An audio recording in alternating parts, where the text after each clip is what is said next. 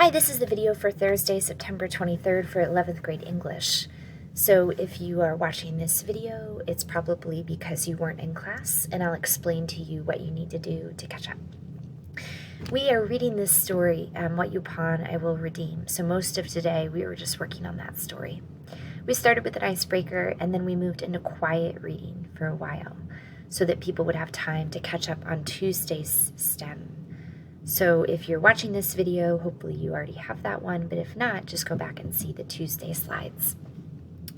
And then, once everybody had caught up and read to 4 p.m., we talked a little bit about what people found, and we read the next part of the story, the middle part, which is until 4 a.m.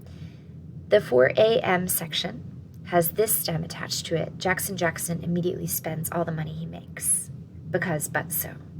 So after reading that part with the class, we asked them to finish that STEM in their big Google Docs. The last part of class was the poetry imitation space. Instead of doing a poem today, we listened to an interview with Sherman Alexie about how he sees writing.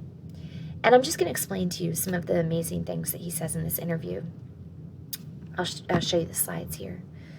So he read a poem when he was in high school, and it made him drop everything and want to be a poet. In that poem was this line, "Oh, Uncle Adrian, I'm in the reservation of my mind." And Sherman Alexie talks about how we all do that. We all tend to lock ourselves in prisons of our minds, if not actual prisons. So we feel like we are caged in by something, even if we're not. And for him, as an American Indian, he felt like he was always on the reservation. Even though he wasn't, he'd gone to college and he was moving outside of the reservation. He still felt like the reservation defined him, that he was in a prison of his own making.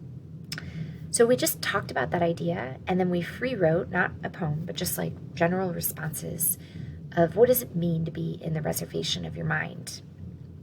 And then where are some prisons that you see, either in your own life or in the life of somebody you know, when you tend to revisit your prisons and you go back to those places? What does feel like it's got a cage to it? Again, it doesn't have to be you. It could be you watching somebody else go through this. So I talked a little bit about experiences that I've had with people in my life who I know have been trapped by something. And you can do that too. You don't have to get personal. You can talk about somebody you know.